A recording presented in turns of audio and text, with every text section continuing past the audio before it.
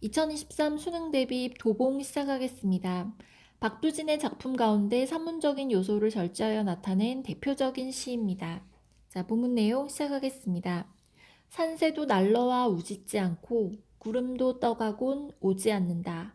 자, 방금 읽은 부분은 도봉산의 어떤 적막한 분위기를 시각적이고 청각적인 표현으로 나타낸 부분 되겠습니다.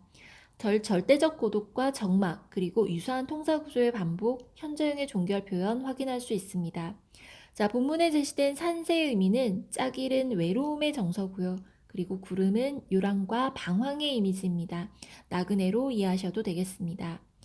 인적 끊긴 곳, 자, 홀로 앉은 가을산의 어스름. 자, 인적이 끊겼다라는 표현은 과거에는 사람의 흔적이 있었던 공간이었다라는 뜻이고요. 그리고 화자의 고독한 상황을 의미하기도 합니다. 자, 화자와 산의 동일시 확인할 수 있습니다. 자, 현재 화자와 산은 고독과 외롭다라는 측면에서 동일화되어 있습니다. 자, 홀로 앉은 가을산의 의미는 일단 홀로 앉았다라는 주체가 화자냐 산이냐의 의미로 중의성 나타낼 수 있다라고 볼 수 있고요. 자, 가을산은 소멸과 성찰의 시공간적 배경 확인할 수 있습니다. 자, 어스름이라는 표현은 해질 무렵이란 뜻입니다. 자, 어스름은 고독함을 뜻하고, 자, 황혼은 쓸쓸함을 뜻합니다. 황혼이 지나면 밤이 오죠. 자, 슬픔의 시간으로 이해하시면 되겠습니다. 자, 지금까지는 가을산의 적막함과 고독에 대한 이야기였습니다. 호이 호이 소리 높여 나는 누구도 없이 불러보나. 자, 호이 호이라는 표현은 고독감을 떨쳐보려는 탄식의 외침입니다. 음성 상징어로 이해하셔도 됩니다. 가슴에 맺힌 그리움을 대상과의 교감 없이 공허하게 외치는 소리고요. 자, 발음상 홀로라는 뜻과 연관된다라고 이해하셔도 되겠습니다. 자, 나는 누구도 없이 불러보나라는 구절은 부를 대상이 없다라는 의미죠. 화자의 외로운 처지 확인할 수 있습니다. 자, 본문에서는 드러난 시적 화자 확인할 수 있습니다. 자, 누구도 없다라는 구절은 대답할 사람도 없다라고 이해하시면 됩니다. 자, 불러보나 라는 말 역시 그리움의 심경 표출, 하지만 격정적이지는 않다라는 것 기억하시면 됩니다. 자, 하지만 그 울림은 헛되이 빈골 골을 되돌아올 뿐. 자, 이때 울림은 그대를 향한 나의 외침이죠. 공허한 어떤 소리 되겠습니다. 자, 하지만 골을 되돌아온다라는 표현을 통해서 고독을 극복하려는 노력에 실패했다라는 것, 결국 외로움의 재확인 부분 되겠습니다. 상근을 길게 느리며 붉은 해는 넘어가고 황혼과 함께 이어 별과 밤은 오리니 삶은 오직 갈수록 쓸쓸하고 사랑은 한갓 괴로울 뿐. 자, 이 구절에서는 시간의 흐름에 따른 고독감이 심화되고 있다라는 것 나타내고 있습니다. 자, 붉은 해는 넘어가고 라는 구절에서 고독감이 심화되는 시간적인 배경 다시 한 번 더 확인할 수 있고요. 자, 오리니라는 구절은 미래 추정입니다. 화자는 어떤 희망도 가지지 않으며 절망의 인식조차 극대화된 상태입니다.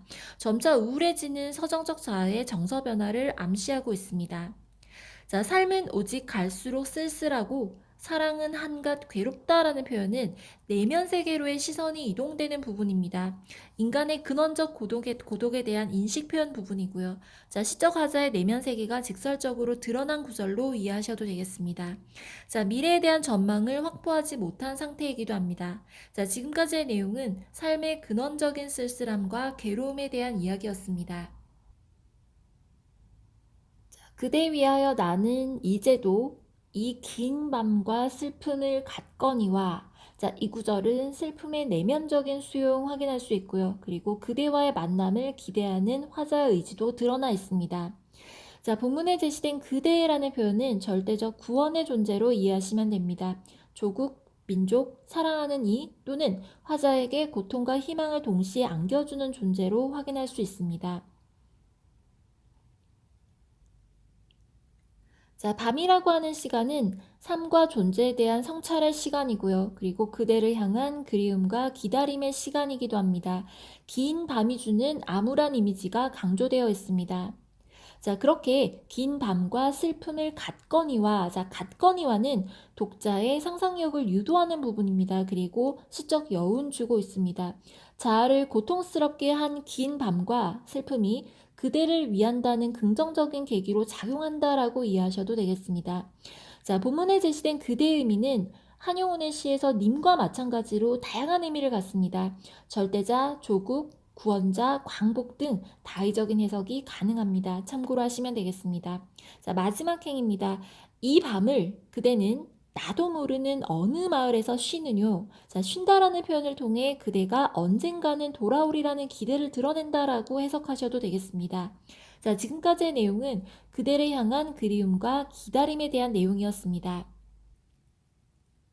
자, 본시의 특징 확인하겠습니다. 시간의 흐름에 따른 시상 전개와 화자의 심리적 변화가 일치하고 있습니다. 화자의 시선이 원경에서 근경으로 외부에서 내면 세계로 이동하고 있습니다. 명사형의 문장 종결과 어미의 생략으로 시적 여운의 효과가 나타나고 있습니다. 감각적 심상을 통해 화자의 정서를 효과적으로 드러내고 있습니다. 자, 또한 어미의 과감한 생략으로 시적 여운의 효과를 거두고 있고요. 자, 명사로 마감을 함으로써 절제된 느낌 또한 전해집니다. 자, 석양 무렵부터 황혼, 밤으로 이어지는 시간적 흐름에 따른 시상의 전개 확인할 수 있습니다. 자, 중요한 식구 다시 한 번 더 확인하겠습니다. 인적 끊긴 곳, 홀로 앉은 가을산의 어스름. 자, 이 부분은 시의 화자가 서 있는 시공간적 배경은 사람이 다닌 발자취 하나도 보이지 않는 외딴 가을산의 저녁이라는 것. 자, 여기에서 홀로 앉은 주체는 의인화된 가을산일 수도 있고 시적 화자일 수도 있습니다. 이것은 중의적으로 해석될 수 있는 것으로 자, 그 주체 자체가 고독하다라는 점에서 동일한 성격을 지니고 있습니다. 나는 누구도 없이 불러보나 확인하겠습니다. 나는 부를 대상도 없고 불러 대답할 사람도 없음에도 소리쳐 불러봅니다. 자신의 처지에 대한 의문과 외로운 자아의 정서를 표현하고 있습니다. 황혼과 함께 이어 밤과 별과 밤은 오리니. 자, 본 구절 확인하겠습니다. 점점 어두워지는 시간적 흐름 속에서 서정적 자아의 심정도 점차 우울해지는 정서 변화를 암시하는 구절 되겠습니다. 자, 삶은 오직 갈수록 쓸쓸하고 사랑은 한갓 괴로울 뿐. 구절 확인하겠습니다. 어둠이 깃든 산 속에서 현실적 외로움을 절실히 느낄 때 그 어둠 속에서 그대에 대한 끝없는 사랑의 고통을 느낄 따름이다 라고 해석하시면 되겠습니다. 자, 그대 위하여 나는 이제도 이 긴 밤과 슬픔을 갖거니와 라는 구절 해석하겠습니다. 밤으로 대표되는 어둠과 괴로움이 지금도 남아있음을 이제도 라는 표현을 통해 암시합니다. 자, 이를 통하여 자신의 어둠과 괴로움을 같이 견뎠던 떠나간 그대를 그리워하고 있음을 표현하고 있습니다. 지금까지 2023 수능 대비 도봉 해설 마치겠습니다.